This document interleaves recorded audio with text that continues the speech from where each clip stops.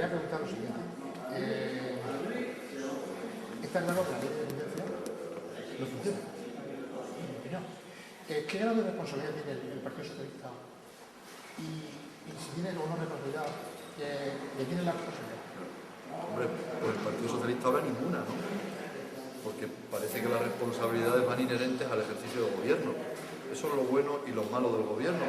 El que está en el gobierno es el que se hace responsable de la puesta en marcha de las leyes que están aprobadas. Por cierto, hoy han ido un grupo muy numeroso de ciudadanos afectados a protestar al Parlamento por los recortes que se están desarrollando, que son un error además social y económico, porque está demostrado que cada euro que se invierte en dependencia se recupera. Yo no alcanzo a ver un sector que tenga más posibilidades de creación de empleo que la atención a las personas en situación de dependencia, que son las que no pueden valerse por sí mismas. Por lo tanto, yo sé que la situación es muy difícil, he sido ministro, he gestionado presupuestos, no se pueden hacer milagros, pero sí cuando uno decide hacer ajustes, debe salvar del ajuste el gasto productivo, es decir, el que tiene multiplicador económico positivo. Y la ley de dependencia es uno de ellos. Y no lo digo yo, lo dice la Unión Europea, la Comisión Europea. Se lo está recordando cada día al gobierno. No recorte usted en este tipo de inversiones, que son inversiones sociales y económicas. Este gobierno ha quitado 1.000 millones de euros. En este momento hay más de 100 y pico mil personas que han perdido la cobertura. Es decir, ahora hay menos personas atendidas que cuando entró a gobernar el señor Rajoy. Por tanto, es un grave error y, desde luego, la responsabilidad le compete a él en exclusiva. Con respecto a las leyes que se va a aprobar de las pensiones, ¿cómo le afectará a los pensionistas y, sobre todo, a los próximos que se vayan a jubilar? No, ya se ha aprobado, lamentablemente. Llego un poco tarde porque he tenido que estar en el debate en el Congreso de los Diputados hasta el final y lo ha aprobado el Grupo Popular en solitario. Por tanto, quiero decirle a los ciudadanos, en este caso de Abarán y de Murcia, por extensión, que el resto de los grupos políticos, todos discrepamos de la ley que ha aprobado el Gobierno. Es decir, el resto de la oposición, que por cierto tiene prácticamente los mismos votos que el Gobierno, el Partido Popular, no está de acuerdo con lo que ha hecho el Gobierno. ¿Por qué? Pues porque condena indefectiblemente en los próximos 15 a 20 años a una reducción notable de nuestras pensiones. Y yo no digo que la situación no sea difícil, lo es, pero para eso dejamos un fondo de reserva. Yo fui ministro del ramo, ese fondo de reserva quedó con 68.000 millones de euros. Para eso está, para cuando hay dificultades utilizarlo. Lo que no puede ser es que cuando van las cosas bien, cojamos dinero de la Seguridad Social y lo pongamos en el fondo de reserva, cuando podríamos haber subido más las pensiones, y las subimos mucho en mi época como ministro, y cuando las cosas vienen mal, no se use el fondo de reserva y se recorten las prestaciones, la pensión de los ciudadanos. Eso no es justo. Y además no es bueno. En España las pensiones aún están por debajo de la media europea. Y yo no renuncio a que tengamos mejores pensiones en el futuro. Y esta ley es una renuncia a las capacidades y posibilidades de España en el futuro. Y, por cierto, va a tener un impacto económico muy negativo, porque en este momento, fíjense, el gasto en pensiones son 100.000 millones de euros, el 10% de la riqueza nacional. Ese dinero va directamente a la economía, está sosteniendo a millones de familias, está sosteniendo a cientos de miles de comercios, de empresas en España. Por lo tanto, el recorte que se produzca en materia de pensiones, además de ser injusto para los pensionistas, va a ser muy malo para la economía nacional. Y nosotros pensamos que se puede hacer un esfuerzo todavía de mantenimiento de la capacidad de poder adquisitivo, es decir, de la revalorización de las pensiones con arreglo a la inflación. La inflación va a ser baja en los próximos años, por tanto la revalorización no va a tener tanto coste como en el pasado, pero lo que no se puede hacer es subir solo un 0,25%. Y lo que no se puede es adelantar al año 2019 lo que se llama el factor de sostenibilidad, que todos sabemos que va a llevar a un recorte en la pensión inicial. Por tanto, esta ley afecta negativamente a quien tiene una pensión ahora y quien la va a tener en el futuro. Nuestra propuesta es, vamos a utilizar en estos años de crisis tan dura el fondo de reserva, vamos a mantener los derechos de todos y, por supuesto, vamos a ir haciendo esfuerzos de cambio dentro del sistema para que se financie mejor, para que los ciudadanos contribuyan más.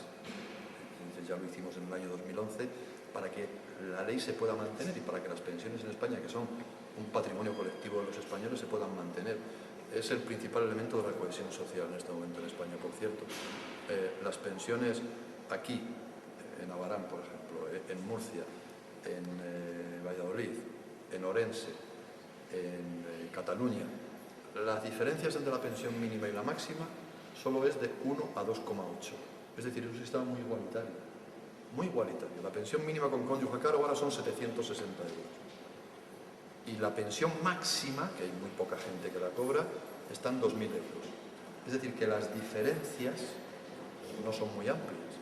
Y cuando hicimos la subida en nuestro tiempo de gobierno socialista de pensiones mínimas, lo hacíamos sobre todo pensando en aquellas regiones donde había más porcentaje de personas con pensión baja, como Murcia o como Salamanca, mi provincia, por poner una provincia también que tiene pensiones bajas. Por lo tanto, no podemos renunciar a una mejora en el futuro de las pensiones.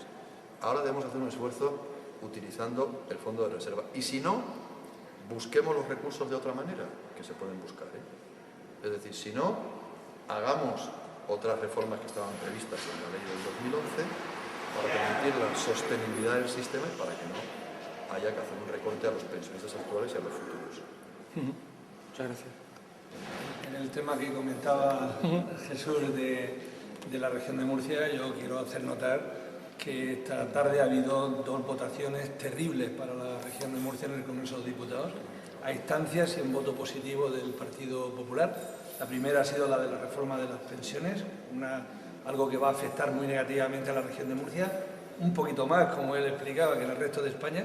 Nuestra pensión media es más de 100 euros por debajo de la media nacional y, por lo tanto, en el sistema que se impone van a ser más perjudicados los que menos, los de las mínimas, y ahí estará la región de Murcia como muy perjudicada.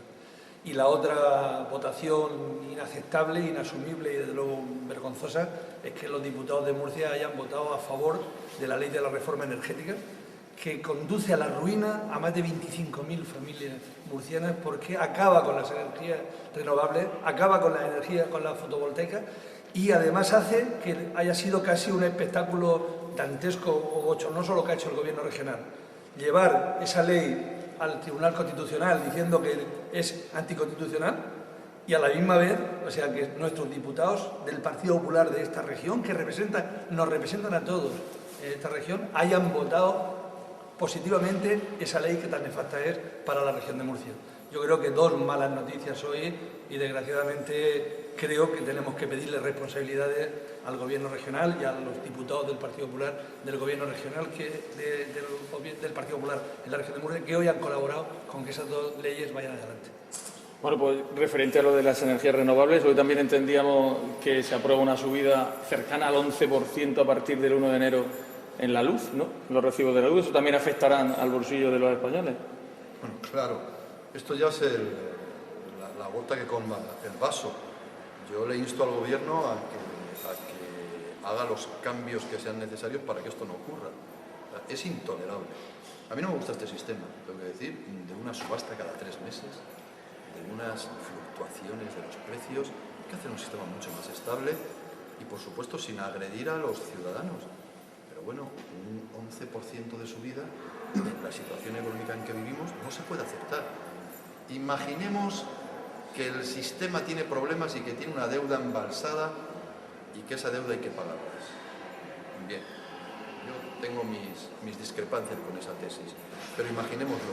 Bueno, hay que prorrogarlo para el futuro, para cuando haya una situación económica mejor. Ahora no podemos castigar a las familias españolas a que después de la subida de este año paguen otro 11% a principios del año, y a las empresas, De manera que, fíjense ustedes, lo que nos cuentan las empresas es lo siguiente: todo lo que se ha ganado de competitividad rebajando salarios lo están perdiendo por la subida del coste de la luz.